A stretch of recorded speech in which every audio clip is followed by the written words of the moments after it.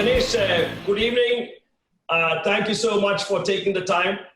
A new program, like I said, during the lockdown that we started, and it's lifted off wonderfully. We are actually happy that it's beaten our own expectations. So we will definitely continue it post the lockdown and hopefully improve it going forward. So first, this group, Ganesh, is practically all the brand capital people, you know, several of them, and the leadership of Bennett Coleman. Siva's there. Partha will be joining us, will be the head of response, and then several other directors of the company. So I could safely say you are talking to, let's say, 20% of India's media executives in some parlance. Now, many of this group know you quite well, so I don't need to give an elaborate introduction, but for those that have some white spots where they don't know everything about Ganesh, let me give you a little bit of color. First and foremost, I'll say it'll be unfair to give a bio of Ganesh without talking about Meena, because behind the success of every powerful man or woman, there is always a spouse. And in Ganesh's case, it's Meena, and they are a power couple. They are known as a power couple in Bangalore. So this bio will include Ganesh and Meena.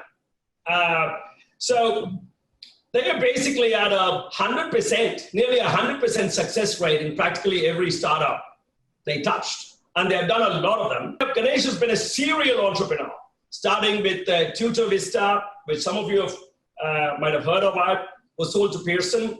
MarketX was sold to WNS. Customer Asset was sold to ICICI. So these are early startups of Ganesh, which he exited. And then later, over the past dozen years or so, Ganesh and Meena have invested in a bunch of startups. You will recognize Fortia, Big Basket, Homelane, Bluestone, Fresh Menu, and we have been investors in several of them. And Ganesh's platform is called Growth Story, and we have partnered with Growth Story and done at least half a dozen deals. So our relationship goes way back, more than a dozen years. So he's a home person for Brand Capital. So Ganesh, welcome to Brand Capital Conversations. I will punctuate this bio of Ganesh with something that many of you may not know so much about. You'll know about his entrepreneurial background. Ganesh is a serial entrepreneur and a serious philanthropist. He spends a huge amount of time, probably as much amount of time, in philanthropy as he does building companies, mentoring companies, investing in them, and so forth. And he has done a lot of that during this COVID period. So I'm going to start this discussion today, Ganesh, if it's okay with that. Given that we are in this COVID environment, it's a very difficult time for all of us in this country. And roughly, I don't know the number, between 40 and 70 million migrants have been moving around the country from the urban centers to rural areas. And now I hear some of them are coming back as well to the large urban areas seeking jobs. And there was a huge dislocation due to this lockdown. A lot of them suffered. And there were people, other than migrants, who were day laborers, et cetera, from the same towns that also suffered a lot in the early days. The suffering has come down a bit now, still exists. Ganesh and his team did a lot of work through their foundation supporting these people who suffered a lot of misfortune, feeding them, taking care of them, supporting them, giving them cash in cases, all of it. So first, I'll kick this off by asking Ganesh to tell us a little bit about his efforts during this time and how it's gone and what's been the benefits, etc. It'll be good for all of us to learn. Thank you. Yeah. Thanks, Sammy, and thanks, Bennett Coleman Group and Shiva for this opportunity. And Sammy is always excellent speaker and has done introduction much beyond what I deserve. So though it is undeserved, thank you, Sammy, for a lot of kind words. And I've never been accused of modesty ever in my life, but now I do feel with this attempt at modesty, I'm going to carry on answering your question. Okay, right. So And I will make some small corrections in what Sammy said and introduced as we go along. But thank you, Sammy, for the kind, generous words. You are more kind than right, but I have learned in 58 years of my life that it's better to be kind than be right most of the times. Okay, right? And especially in such times, it's better to be kind than necessarily right. Okay. So, firstly, let me say this. The first correction is this. I have all our startups. I've been an entrepreneur since 1990. That makes it almost 30 years. Even before venture capital and risk capital and entrepreneurship was known, I'd started my first company in 1990, and subsequently multiple companies with supports from the ecosystem, from investors, venture capital investors, including brand capital. I think it was called as Times Treaties, Shiva. What was it called earlier? Times Treaties or something like that, right? Yeah. That's right. It was called the Times Private Treaties. You're absolutely right. Yeah. Times Private Treaties also I've taken support from. We have done that. But I've never really involved myself personally, hands-on in any social initiative, right? So while I've done some contribution here and there, but never really spent my own personal hands-on bandwidth on this. And therefore, it has been a new startup, new social initiative startup for me in this COVID times. And needless to say, that has consumed not half, but almost 100% of my time once COVID started, because I literally got sucked in. So that way, it is a great experience. It has been a great learning experience first time.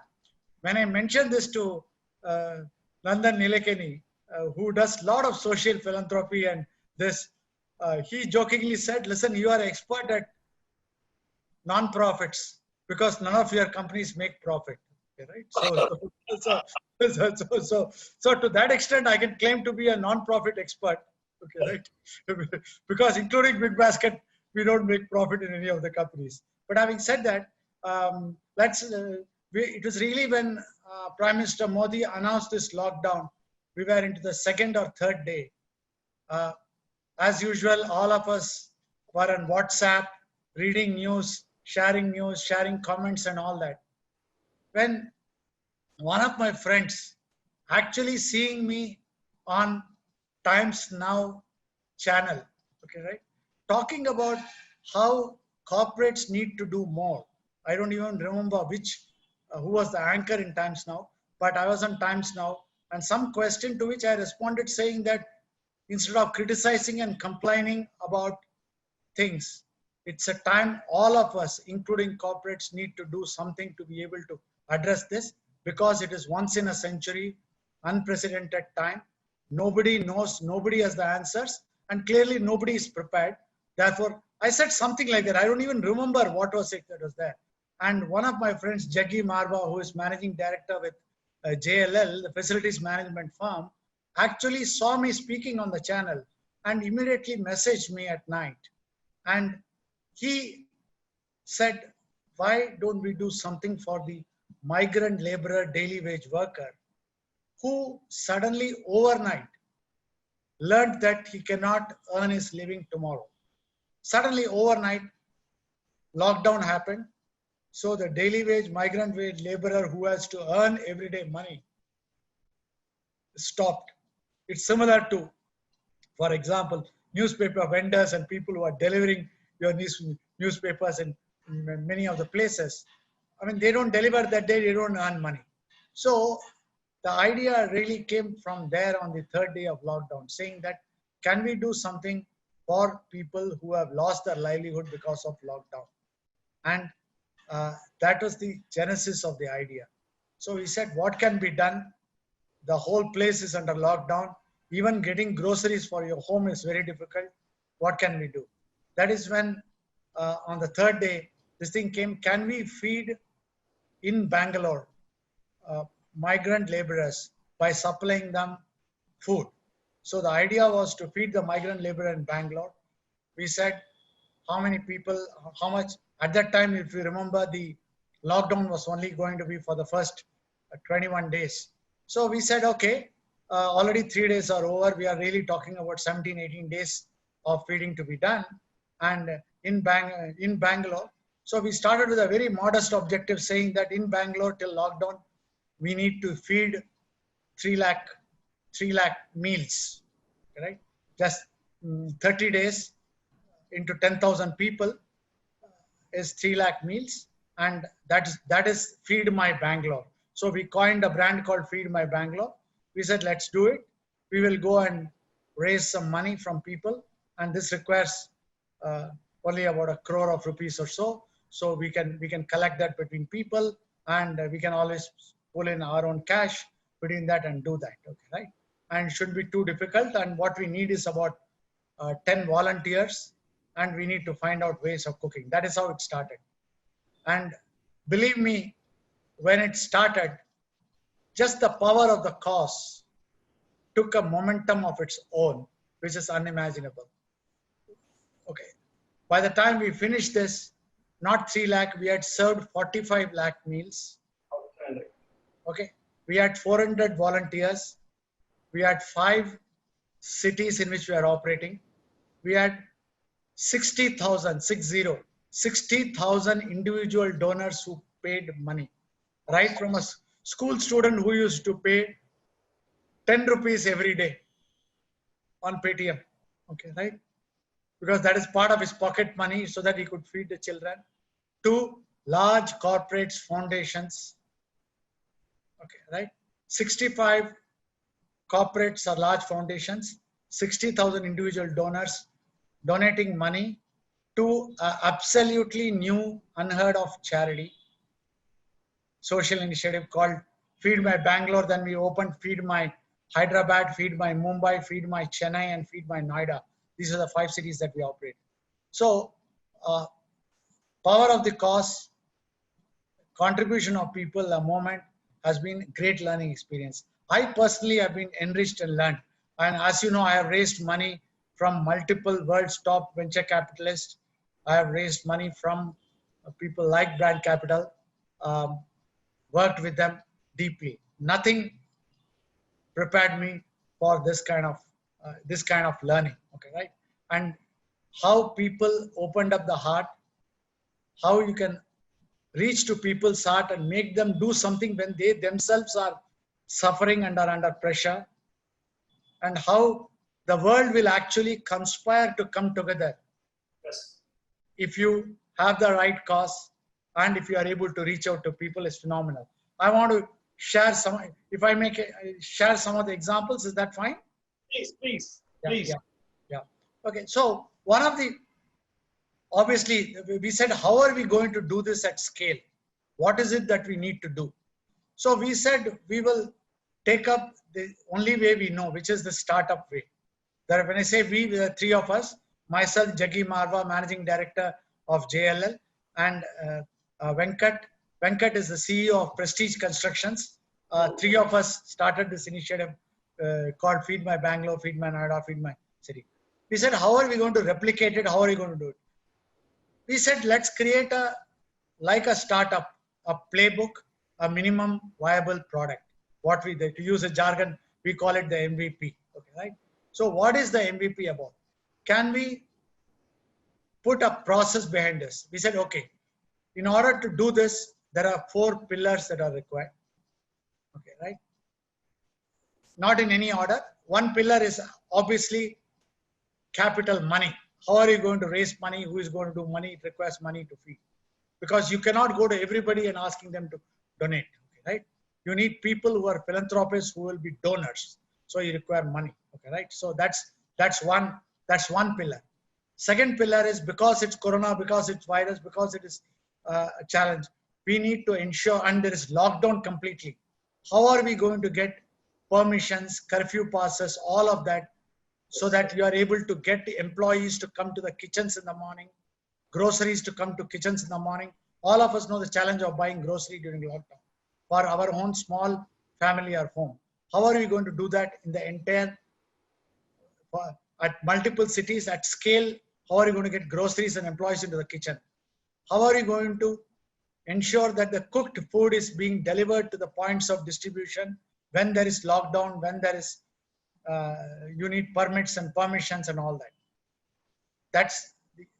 the second pillar.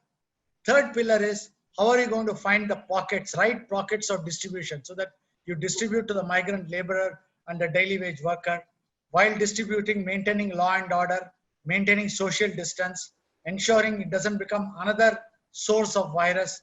How do you do that? Okay, right? And the fourth one is how are you going to cook food hygienically at scale every day, day after day. We do lakh meals a day, 100,000 meals a day. How are you going to cook every day hygienically during this period of time? Quality, standard, sanitization, all of it maintained. Again, you don't want a situation where because of infected food, mind you, it's not just food poisoning, it's actually virus that can spread. So these were the four pillars. So we decided to attack each one like the way we do in startup, create teams. We did a centralized playbook in Bangalore where half of these things, four pillars, were handled from Bangalore, half were handled locally. So which meant in each of the cities, we had to create local leaders or teams who would come in and who would do this job, okay, right? And who would be local leader volunteers, who will be mover and shaker in each of the city. And with them, we will be able to distribute. So all of this went through well. The two things I wanted to call out was some of the national partnerships we are able to get. Because we realized quickly, Bangalore is something which we can handle sitting in Bangalore and this. But if we are going to scale to 5 cities, okay, and these cities, the need came from there, people from there, the government administration from there called us and asked us, can you help? We said, of course, we want to help, but we are sitting in Bangalore during a lockdown. How do we do? Okay, right? So that is a challenge. So we had to go to people. So one was when Noida administration contacted us, we wanted saying that I need something to do in Noida. Noida, unfortunately, happens to be a place where there are not too many corporates. Therefore, we can't get industrial corporate donors. Easier to get in Bombay and Bangalore because we have connects, we have corporates and all that stuff. Okay, so we had to go to, so I approached Vijay Shekhar Sharma of Paytm. All that it took was 10 minutes. He said, if you can do Noida logistically and cooking wise, go ahead. We will support you. We will anchor you. We will support you. We'll do that stuff. And we will help you raise crowdfunding through the Paytm platform and all of that stuff. Right? Instantaneous when everybody is going to trouble. The second one which I want to talk about is with the Times Group. Okay, right? All of you here. Okay, I approached Shiva. Okay, right? I contacted Shiva saying that we are getting support. This is a cause. I need amplification. I need media power to be able to reach out. Okay, and who is the largest media house to reach out the masses across the country? Obviously, it's you. It's you. Okay, right? He said, "Can we do it?" Now I pestered him. Okay, right? It is not. And remember, this is a time when all of us in our own jobs were going through huge amount of trouble. Fall in revenues, worry about our employees, worry about your journalist, suspected cases, running a business that again has taken an instant hit, like many of our businesses, to be able to do that and doing that. It's not easy during the time you're trying to handle all of that stuff. Immediate, wholehearted support. Okay, right? From Times Now, Times Media Publication, Times Internet. I also spoke with Satyen saying that I need, because people are online, a lot of the people are on the mobile, so I need Times Internet support too. Okay, right? So Shiva and Satyen together was able to give us such amplification. The 60,000 retail donors came. Singular reason is because of the reach we are able to get through partners like the Times Group and Paytm. So biggest learning for me, if the cause is right, if the heart is right, don't hesitate to go and ask at the top level. World will conspire to do it. Okay, right? So that's a great learning for me. Thank you, and all of you listening to this call should be proud of your group. I know Times Foundation does good job, but to be able to step up at instant notice without wasting any time whatsoever, to be able to open up when there are enormous challenges within. I know when I was working with your journalists, with your people and all of that stuff to get the amplification, I know how they were struggling and suffering and working from home and coordinating, but that didn't stop from reaching out. Thank you all. Ganesh, that's a wonderful, wonderful way to kick off our capital conversation with you. And yeah, I stand corrected that your liftoff in social causes, social work is a recent thing. But this is a liftoff like Elon Musk's rocket, sending people to say, this is no normal liftoff. We should all be blessed to have a liftoff like this. You know, and thank you for the kind words about our group. These are very, very challenging times for all of us. And we all know this. It's not how we fall. It's all about how we get back up. That is what society and history will remember us for. And you have done an amazing job of stepping in to this situation in a most gracious way, showing tremendous courage.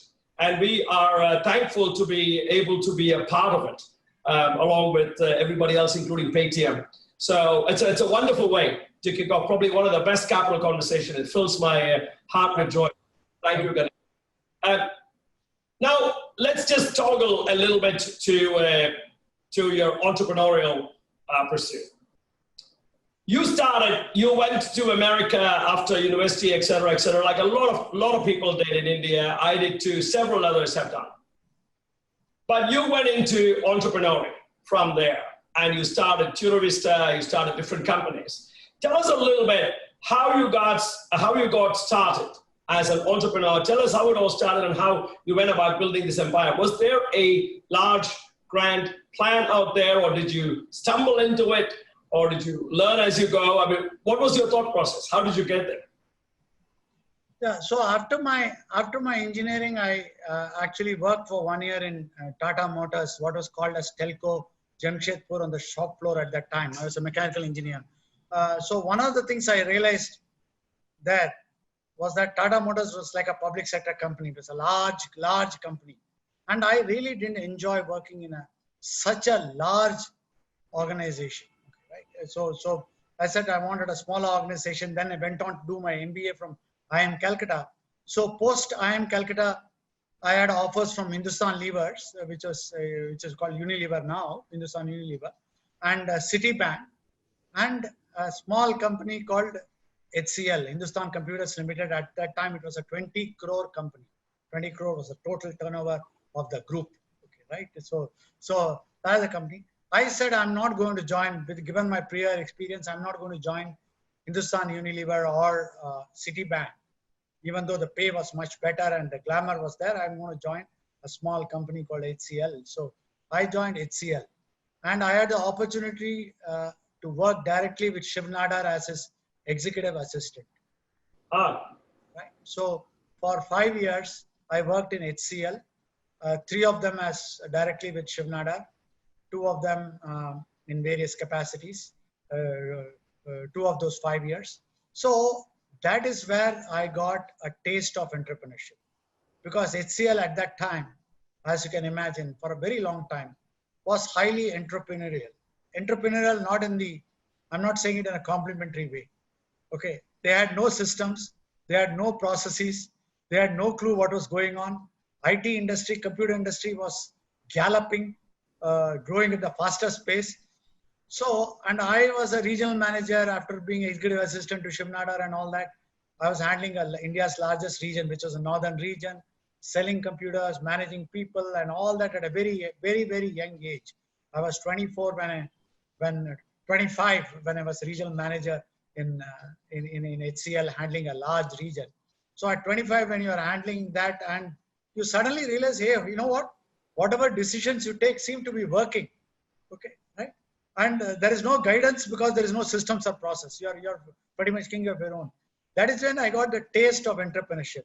I always reflect back saying that if I had joined Unilever or Citibank, perhaps I wouldn't have become an entrepreneur. So it is very, very, so, and I come from a Tamilian Brahmin Iyer background where none of the people in generations have been entrepreneurs. Forget entrepreneurs, have even been shopkeepers or have done anything on their own. They have been teachers, school principals, and pandits or prohits, okay, right? Which has been there, which is all very good. So it is not in the genes, nor was it intended. My mother was in government service. She was in Commerce Ministry in Delhi. So we have never been used to that. So that's how I came up.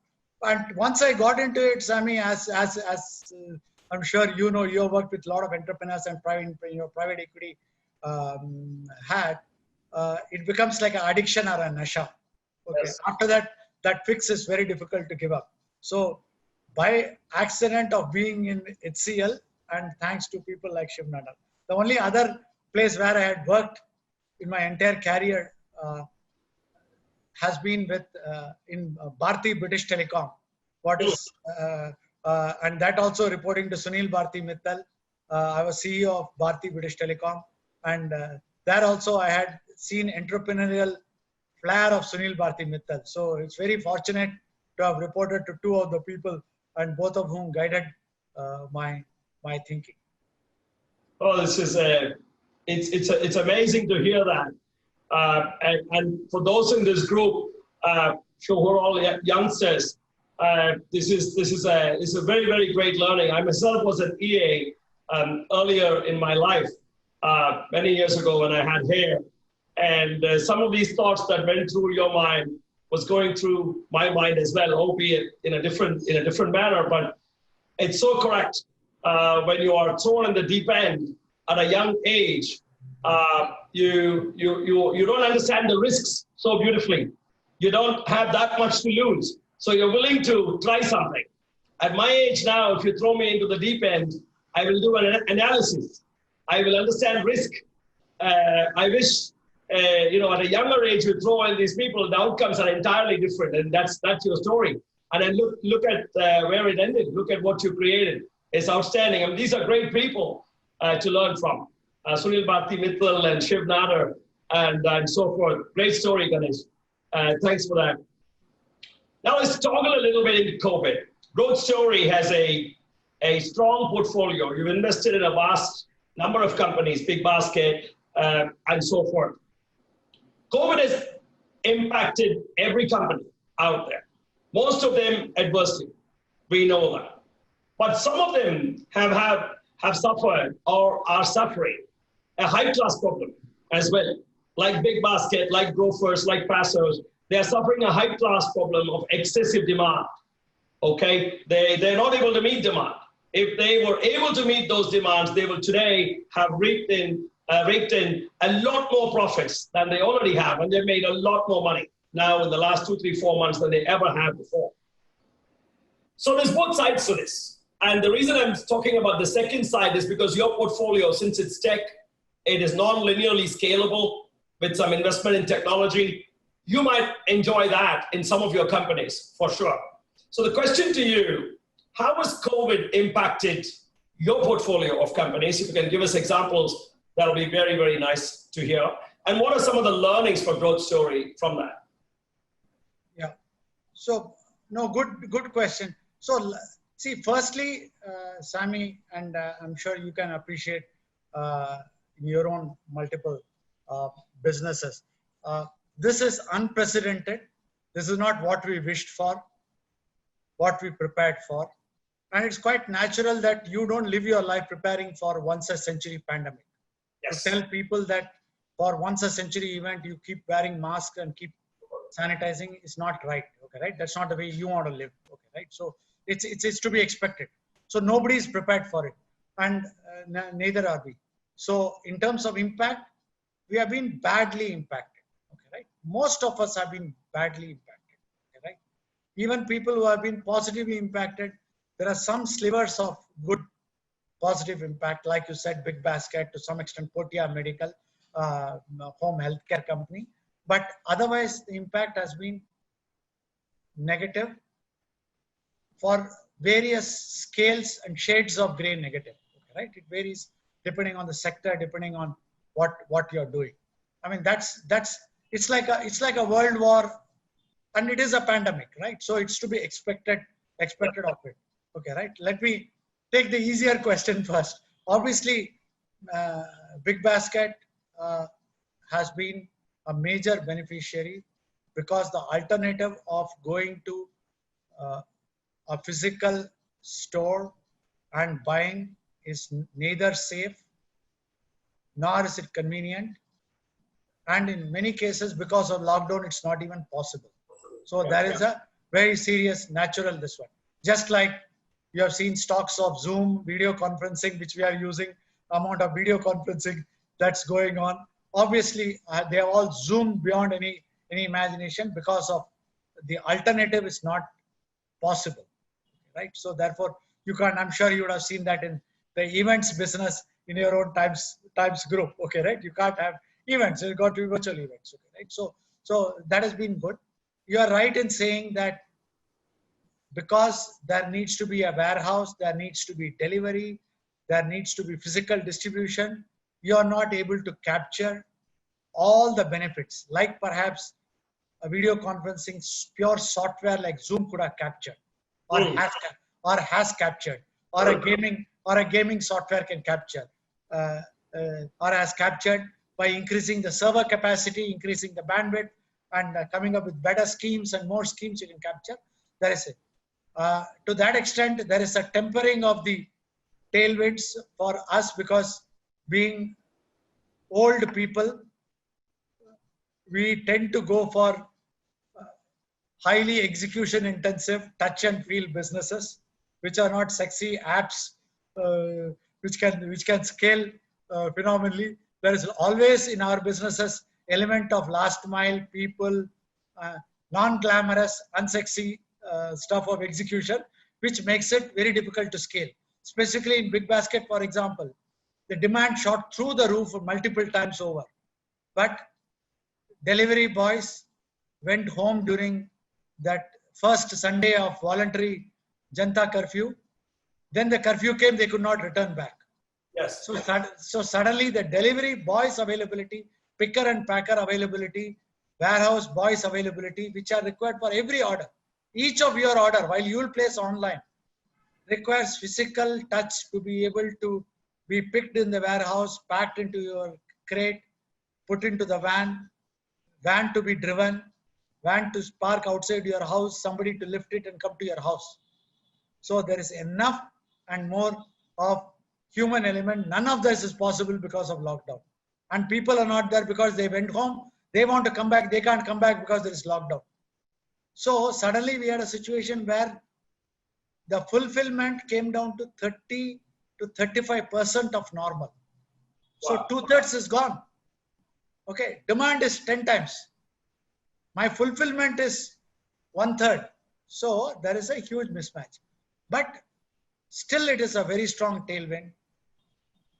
Despite high profile Shah Rukh Khan brand ambassadorship, despite high profile Times Now media properties, thanks to Brand Capital, which is one of the largest supporters of BigBasket. Despite all that, for 8 years, we had not been able to convert many people, to try online grocery purchase. They all came now. So consumer behavior changed now. The hard nuts to crack were forced, like demonetization, forced people to use fintech payment app, digital payment app. This forced it. This would have taken us another 10 years and a few hundred crores of brand capital more. Okay, maybe a couple of more Shah Rukh Khans to come in. All of it changed. So that is the most positive side of it. If you take something like Portea Medical, the need for healthcare, the inability of people to go outside, the vulnerability of elderly people not to be exposed, and the law requiring them not to move out, forced people to take medical attention at home. Very positive. There are some negative aspects. Elective treatments need not be taken. So physiotherapy, which is one of the verticals, we are the largest employer of physiotherapists, took a big hit because 90% of physiotherapy, roughly speaking, are elective, can be postponed. You have a back pain, you would normally advise 10 sessions of physiotherapy. It's okay. You can live without it because you don't want to expose yourself. You don't want to get a physiotherapist. So that got decimated. In the shorter time, in the first few weeks, we could not move people around. Medical equipment could not be delivered. All of this stuff. So that is there. Then you have other things. You mentioned, interesting, you mentioned Fazos. The fact is, even food companies like Growfit, like Fresh Menu, which we have, which is similar to Fazos, and also Swiggy and Zomato, all have suffered very badly. Because again, people not available, delivery boys not available, people hesitant to order food from outside, yes. People staying at home, therefore they have more time, they can cook on their own.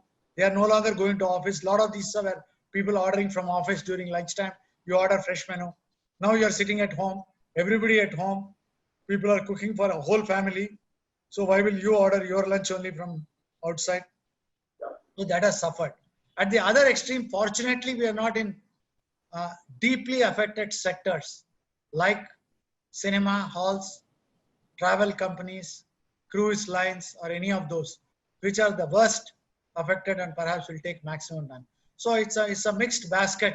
Sorry for the pun, to be able to do it.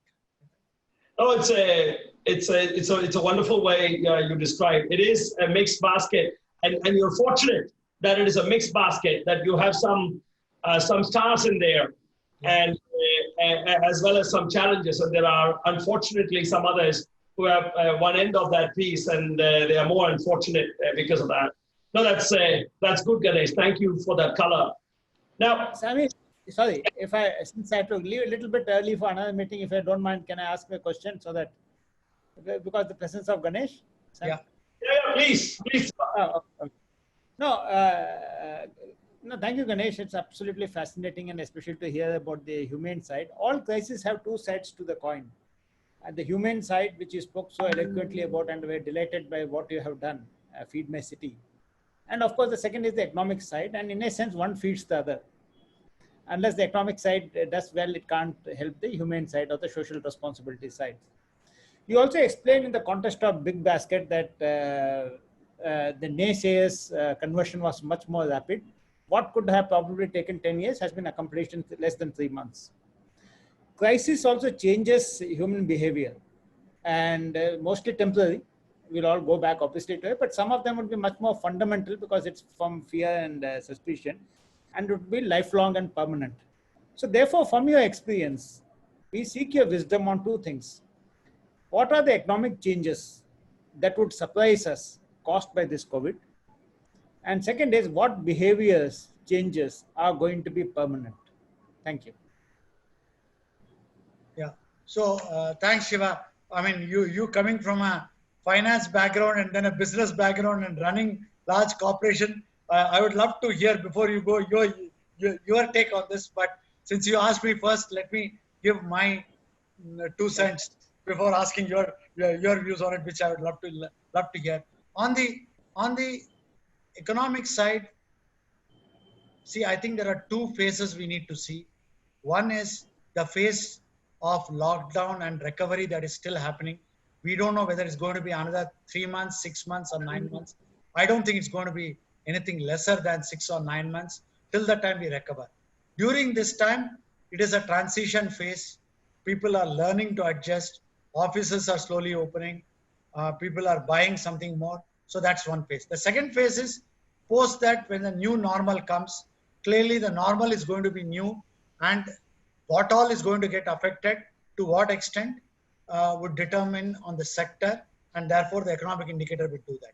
Some of the things that come to my mind very clearly on the economic side is, one, I think people will focus a lot more on variabilizing cost.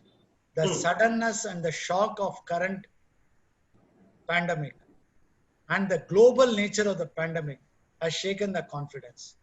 What I mean by that, just as one example, is earlier we used to talk about building full stack companies. we wanted to capture margin in every pockets of the business. We wanted to do delivery, we wanted to do manufacture, we wanted to do delivery, we wanted to do warehousing ideally and capture more and more margin. Why give it up for somebody else? We used to build large warehouses, we used to do capex, we used to put infrastructure in place and capture the margin. I think now this pandemic has shown economically that makes you like a dinosaur, that makes your cost inflexible, that makes downsizing, resizing, scaling difficult. Therefore, having lot more variabilized cost, even at the cost of sacrificing margin, would be, I think, one major trend. Drilling it down, it may even apply to employees, employment, and all that stuff. Can I have a gig economy? Can I have freelancers? Can I have people who will work, experts who will work for me on a variable basis, on a per hour basis, project basis, even though I will end up paying a lot more, but I end up paying only for that time. I think that's one big economic indicator change that I see will happen. On the consumer behavior side, it's lot more deeper and interesting, right? I never thought washing the hands had to be for 20 seconds. Now I have learned forever in my life, till the time I'm going to die, I'm not going to just wave my hand in front of the water and then go away, right? Which is what I've actually been doing, right? So that, I mean, things like that, to the way we look at immunity, the way we realize that we need to build immunity on our own. You have been a fitness fan. You have been very particular about fitness and about running and this. I think that will automatically now become a mainstay of life, because COVID has exposed, if you have comorbidity, if you are vulnerable, the chances of recovery are zero. So a lot more focus on not just hygiene and sanitization, and on building immunity for ourselves and our family members will become huge. Some of the other behavior, I don't see how, whether it is in an entertainment park, being in a confined air-conditioned environment for a 4-hour concert, how do we actually see interaction in large crowds with people whom we don't know and partying? All of that is going to take a hit, right? Obviously, I'm guessing here because some of the changes with the vaccine, with the medicine, with all of that stuff might come back to normal. But I don't think we will go back to the previous stage, because we have learned to live with it. There is no reason why we cannot maintain some social distance on most of the occasions that we need to do, especially what has come up. So I think those are some of the things. Obviously, it has got direct implication on why people buy certain brands. And I know Sammy wanted to talk about brands. We'll talk about it later. You may not be there, but we'll talk about it at that time. But these are the two top things. I would now switch the question back to you, Shiva. How do you see, you've seen working with lots of companies and media, what do you see on both economic and consumer side, behavior side, as the biggest changes?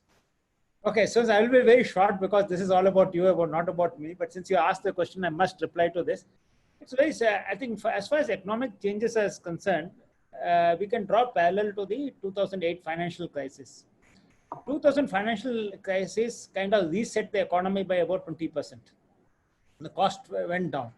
So whatever cost we didn't get corrected at that time are now being forced to get corrected again. So we will see another 20 to 25% reset in the cost base of all the enterprises. So anybody I am talking to, all the balance sheets of every company, the P&Ls of every company is going to become lighter by 20 to 25%. And this 20 to 25% is somebody else's top line. So this loop and this will definitely have some kind of impact on the economy, on the GDP of nations. And obviously it will become much more leaner and much more cost conscious. So what is going to impact the economy, in my view, is also going to impact at a human behavioral aspect. We all have learned to live with what we have versus chasing what we didn't have. That's a good point. Always, what we didn't have, because now similarly we have all learned to get things next to us versus chasing something far away. these are the two big changes which I feel. And third is, just like the financial crisis was about sweating of assets, which led to the sharing economy, this crisis is going to be about sweating of human beings. We will all have to become multi-talented and multi-potential. So therefore, we will all live more with awareness, and there'll be a lot more consciousness in our behavior. Whether we are consuming something, we are indulging something, everything, the level of consciousness suddenly will transform. Not that what it relates to, how it impacts us and the economy, but both will become much more leaner. Economy will become much more leaner, much more cost conscious. We at an individual level will become again same leaner, much more fitter, and much more what we call conscious in whatever behavior will display going forward. This I meant to quick summary. Do you think, Shiva? Do you think it will stick?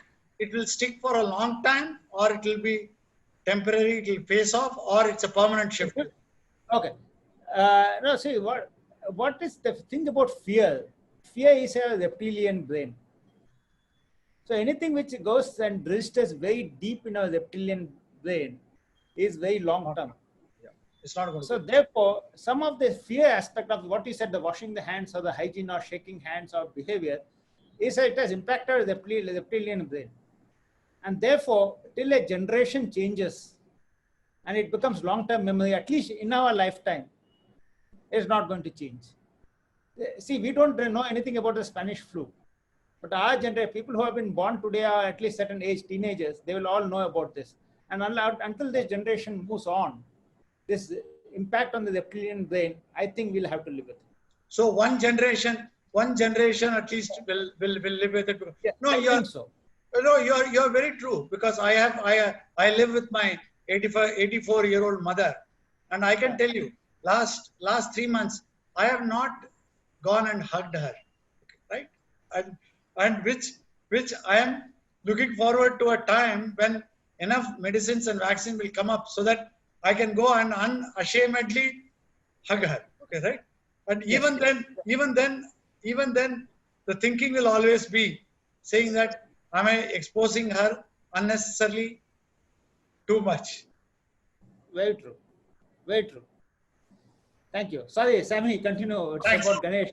No, Siva, that is a wonderful insight. I just wanted to add a little color to that from my own experience. And to your point, Ganesh, I've been a student of Second World War history, First World War and Second World War, and I've probably gone to Europe and Japan maybe 50 times only to study that. I've spent a lot of my time over the years. I like it. I enjoyed it.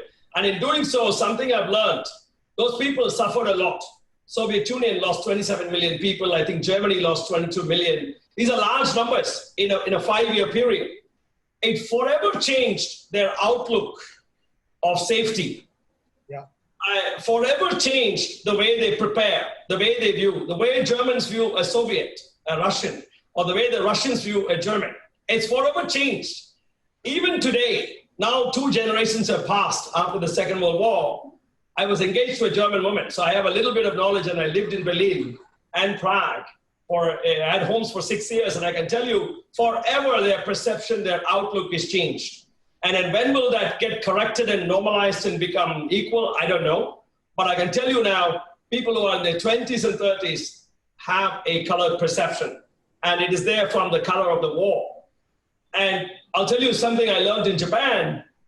I started going there in the early 90s, and I've been there multiple times. And when I would go in the underground train, so many people are wearing masks. And I thought, frankly, in the beginning, I thought that they may not be well if they're wearing a mask. And then repeatedly, I started seeing this. And at some point, I was a little bit shy to ask somebody why, because I thought I'll make a fool of myself, which I've done many times, but I didn't want to at that time. And I didn't. Later, in 2010 or 11, just around the earthquake, 2011, early 2011, around the Sendai earthquake in Fukushima, I was doing a deal in Japan with a very large company, a Japanese company, one of the largest. And after that was done at the dinner, I asked the CEO of that company, an old man, why are they doing this? I mean, this is crazy. I thought a few people may have a cold and they're wearing it, but increasingly I see large numbers. He just answered me in a sentence. You don't remember? There was the Spanish flu, and a lot of people died all over the world. I said, yeah, that was 100 years, a long time ago. I read in my history book. He said, our culture doesn't forget soon. We still remember. So part of the behavior habits that, and today you're seeing that Japanese community spread, while they are still somewhat open, much more open than we are. It's not as bad as in America, because they, when the prime minister says you wear a mask, they will all wear it. Their culture is far more obedient than we Indians are naturally a little bit assertive and a little bit disobedient. Mahatma Gandhi taught us that. So now we disobey our own leaders. In America, they're disobedient, but Germany and Switzerland and Japan, they're more obedient, and they are wearing it. And in Japan, they have the habit. So I think you're right, both of you, you and Siva. Some of these habits are going to persist and percolate. Maybe they'll change. But somebody called me the other day, Ganesh. They said, I'm making masks. Can you help me sell the mask real estate for brands? Can your company's brand on it? I thought, wow. On the one hand, I thought, what a neat idea. On the other hand, I thought, what a greedy way to make money during a difficult time. So the kinder Sammy won on that one. So I didn't do it. But the thought is in my head that people are thinking every piece of real estate out there can be used for branding. And now let me get to the branding question, which you alerted us about. So there is a lot of change now. A lot of habits have changed. People have gone to big basket from a grocery store. First time, many people. Some of these people will not come back. Some will come back. Some will do both. All these changes are going to happen. Some startups like Portia are having whatever challenges they're having vis-a-vis physical therapy, but on the other hand, medical visits, et cetera, which can be done, telemedicine, that will improve. Big basket, growers, et cetera, have their opportunities. Once they fix their logistics, business comes back, they can actually get a higher rock size in their revenue per order. They can make greater margins. There are all these opportunities. Can you tell us, since we are in the business of brand building, brand capital, give us a little guru sage advice, and what are some areas where brand making opportunities will come? And number two, how media can play a very useful role in amplifying these stories. So I think from a brand expert, from a company involved in building brands or media, this is a God-sent, heaven-sent opportunity. Right? Why do I say that? Because whenever consumer behavior, perception, decision-making rules changes, there's an opportunity for new brand, new leaders to emerge. Because suddenly there is a shift. Okay, right? Whenever there is a shift means there is a vacuum. Whenever there is a vacuum means somebody needs to fill it. New brands needs to fill it. Because the decision-making has changed completely. Let's take one example. Let's take Fresh Menu or GoFit or any of the food example. Why was online food delivery a rage? Why did Swiggy, Zomato, not my companies, but any of these cloud kitchens as they are called, what was their reason for such a galloping success? More importantly, what was going through in consumers' mind? What was the brand? How was he taking a decision for one brand vis-a-vis the other? One, this is about food. First decision was that he had to get the food when he wanted it. So 30-minute delivery was critical. 45 minutes maximum. Even if you give him free food, give high discounts, if you are going to deliver 1.5 hours from the time that he orders, he's not going to take it. One.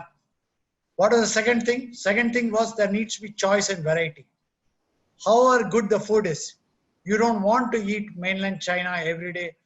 You don't want to eat Chinese food because it's a category where there is a food fatigue. So choice. Okay. Third, obviously, we are Indians. We all want good deals, good discounts, good deals, value for money, combo pack, unlimited food, whatever you may call it. Okay, right? we are the ones who ask even with a Mercedes-Benz, how much mileage does it give? Okay, right? So I'm also like that. I'm not ashamed about it, but we want. Those were the three. So what did these companies do? They optimized for all these three in terms of the way they advertise, the way they brand, the way they organize themselves.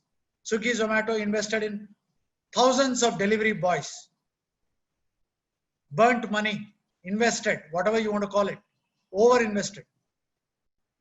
Lots of capital went into solving that particular decision which was prime in the consumer's mind, so that you could get wherever you are delivery within 30 minutes. It's a huge cost, huge burn. That's how it was built. Similarly, in Fort area, opposite BT station, or in your area, around that, they will maximize the number of choices available so that when you sit in your office and open the app, you will be able to see not 4, but 200 different varieties. Irani restaurant, this restaurant, that restaurant, this cuisine and all that stuff. So they had to onboard people and all that. And 3 crazy discounts. That is the way the brand was organized. That's the way brand was perceived. And if consumers went these 3 were there, they would go for it. Come COVID, what has happened? Completely changed. Now, if I give you free food, but I tell you, you know what, the source is slightly iffy. Okay, you're not going to buy it. Two, you would rather wait 45 minutes to 1 hour, order that much in advance, and get a safe food, rather than get in 20 minutes the fastest food, which may be slightly iffy in terms of sanitization or this one.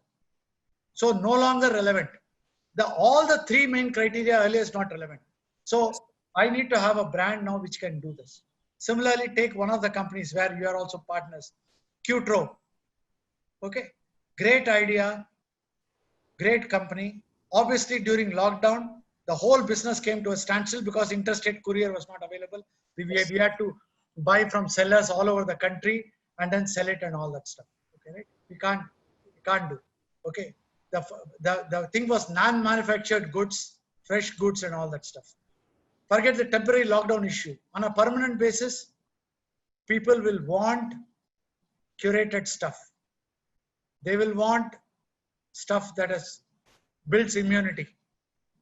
They will want stuff that's nutritious. They want chemicals or chemical free, more organic, all of that. So that brand is completely fully open.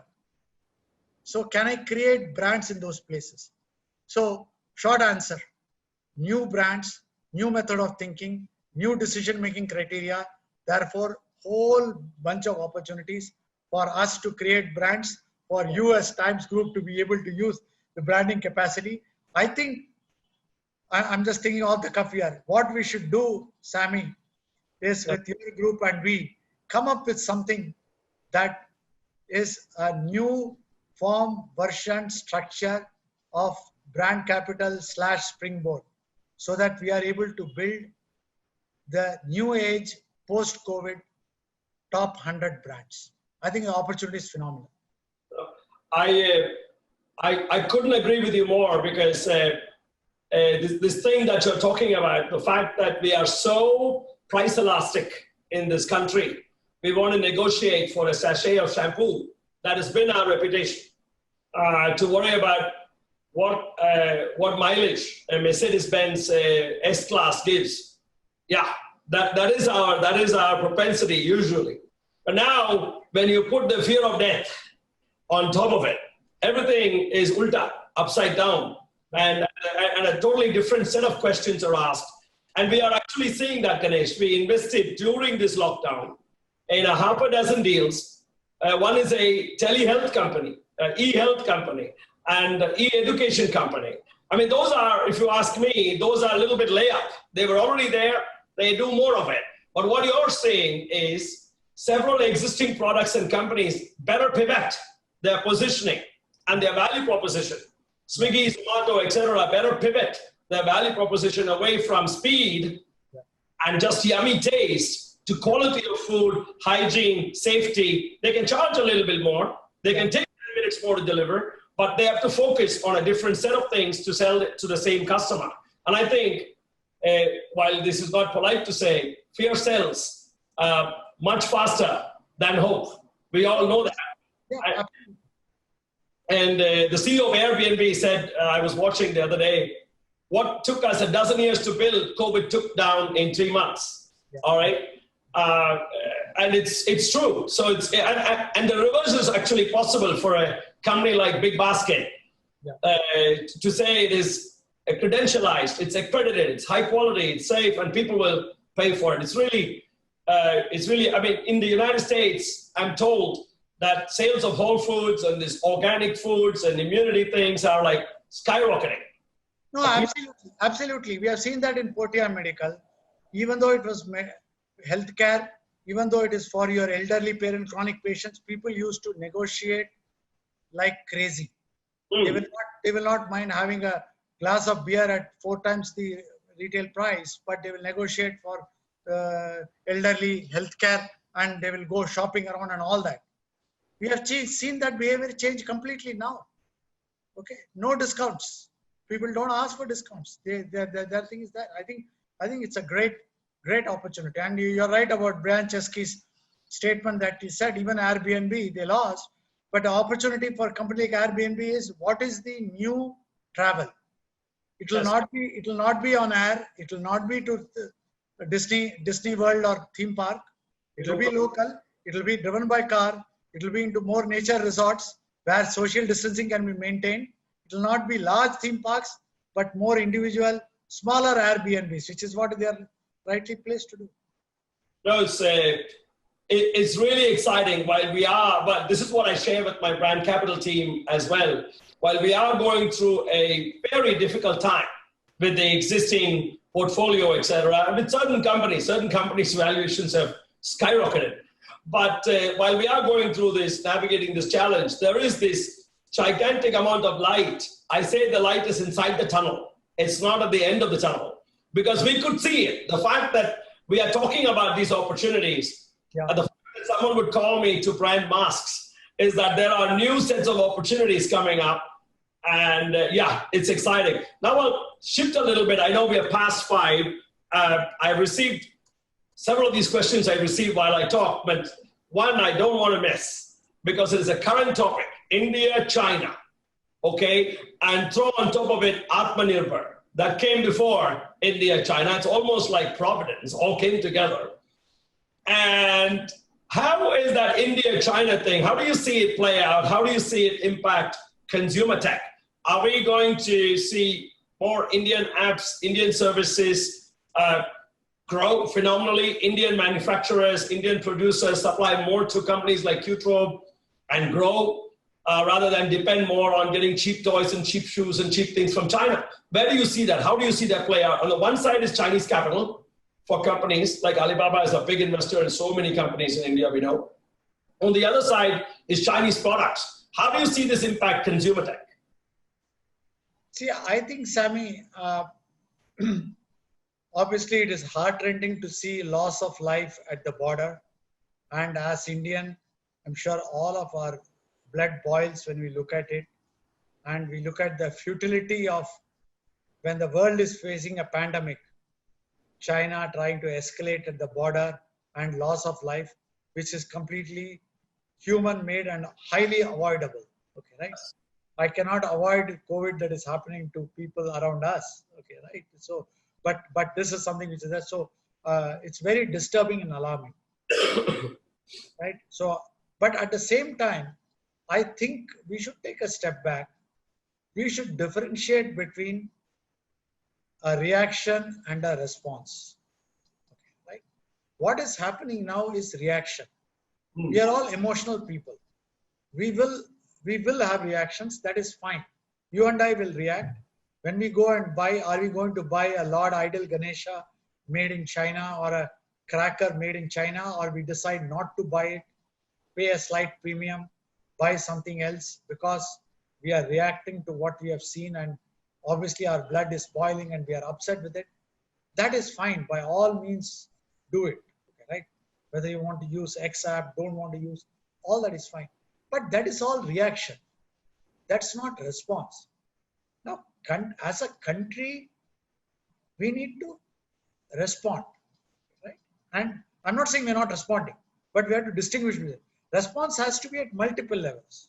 One, military level, you have to respond. What you do at the border, the defense ministry, government knows well, the strategist knows well, the people who are in defense, they need to do it.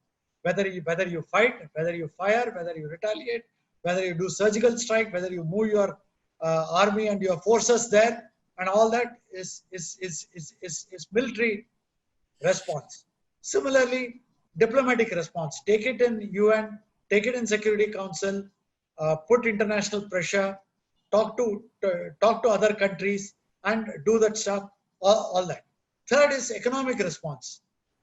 Using within the WTO guidelines, whether it's anti-dumping duties, countervailing duties, ensure that you don't make Chinese goods so cheap because they are dumping it here, and bring tariffs more, differential tariffs, so that you are able to support this. That's an economic response that you need to do. Okay, right? So these are all countrywide responses across each of these elements that you need to think through, smart, hard, considered response than emotional gut reaction. Okay, right? I think it's very important to differentiate. Even though as human beings, you and I will do what we need to do at the shop when we go and buy, which is perfectly fine. And you are entitled, I am entitled. I'm not going to buy. I'm not going to buy. But you cannot mix all these three and say that. Our supplies do depend upon Chinese goods. Like you rightly said, there are investors who are minority investors who are not controlling the company and therefore are not running away. They cannot take data from here and do it. Just because they are a minority investor in a company doesn't mean they have access to data. They are one seat on the board. They have no control. It's run by Indians, Indian management, Indian board, Indian laws, and anything wrong that goes, the Indian CEO can be put behind bars by the Indian government. So fully, completely under the control, influence of India, laws of India and Indian government. Trying to mix the two to do that doesn't matter. Obviously, irrespective of all of this, every country has the sovereign right, not only the right, the responsibility to protect its data, protect its borders, protect its country, ensure it is not getting taken over, whether it is the 5G, telecom equipment and all that stuff, critical infrastructure. We have to think twice, thrice before having any foreign government whatsoever having any influence in it. Because if not today, tomorrow it can be misused. We have to be very careful. Whether it's your defense sector, whether it's your telecom structure, core sector, are we having any undue potential influence of a foreign government, China being one, any government, friendly or otherwise? You don't want to allow that. That is very different than minority investment by a Chinese private company in a food delivery company, trying to create hysteria across the board is not right. So to me, I don't see, by all means implement, regulate, satisfy yourself that data is not going out, data is not being misused across the board by any company, whether it's American, whether it's Chinese, whether it is European, whatever. Okay, right? Because that's your duty to do it. That's the way I look at it. I think right now we are seeing more reactions than response. It's extremely well said. Extremely well said, Ganesh. I spent most of my last 3 decades in the United States, and I've seen waves of this. Not with China, I've seen with Iraq, I've seen with Iran, various things, and you see some knee-jerk reaction here and there. And you see after 9/11, you saw knee-jerk reaction here and there. I still went to my favorite Middle Eastern restaurants to eat food. Nothing changed. And it's so important to take a step back and not let reaction calibrate the response. Response has to be thought through, measured, and think long term, and not do anything that can wrinkle the real story. It's extremely important. I'm sure this is not falling on deaf ears. There are smart people in the country, in Delhi, elsewhere, who are all calm people who are thinking through this, and I hope and I pray we arrive at a calibrated response that is reasonable and cooler heads will prevail, and then we are able to pass through this. Because what is at stake is the economy of probably the second and third, or somewhere in the top 4 largest economies in the world 15 years from now. Be it India and China are going to be in the top 4 economies in the world 15, 20 years from now. So there is too much at stake, way too much at stake. I heard that there were 400 children from Indian families studying in the medical university in Wuhan. And they came back. They were brought back by a plane, an Indian plane. So the two countries are not joined in the hip, they are joined everywhere. We are very closely connected, and there's no purpose at all in adversity. And following a path of adversity, there is too much to be lost taking the path of adversity, and I hope people are listening to us here. Ganesh, this has been exhilarating. From the first time I met you, I believe around 3 years ago in Vish's office, we had a great chat then, and I'm just getting reminded of our chat at that time, and then we continue to have great chats, but you have left some seeds in my head and all our heads today about creating new brands, creating different positioning for some existing brands, and growing them. And to Siva's point, somewhere between 10 and 20% of the costs are gone, or just gone, permanently gone. All right? And we are going to, what that means is, that fundamentally means is, it's like me losing 10% of my body weight. I'm still as productive as I am, probably more productive because I'm more agile. So the idea is, how do we leverage that, convert this adversity into an opportunity? Your words are extremely poignant at this time, and I assure you, I'll bother you again. The team will come. I want to sit down with you at the right time, and let's brainstorm some ideas. Let's cook some gumbo. Let's do something wonderful. Really, really thankful that you took the time to share with us. Thank you very much. I appreciate it. Thank you very much, and do convey to all the people in Times Group my thanks for the Feed My City support and initiative. It is invaluable, extremely timely. Thank you. Thank you, Ganesh. Godspeed. Thank you. Bye-bye. Bye.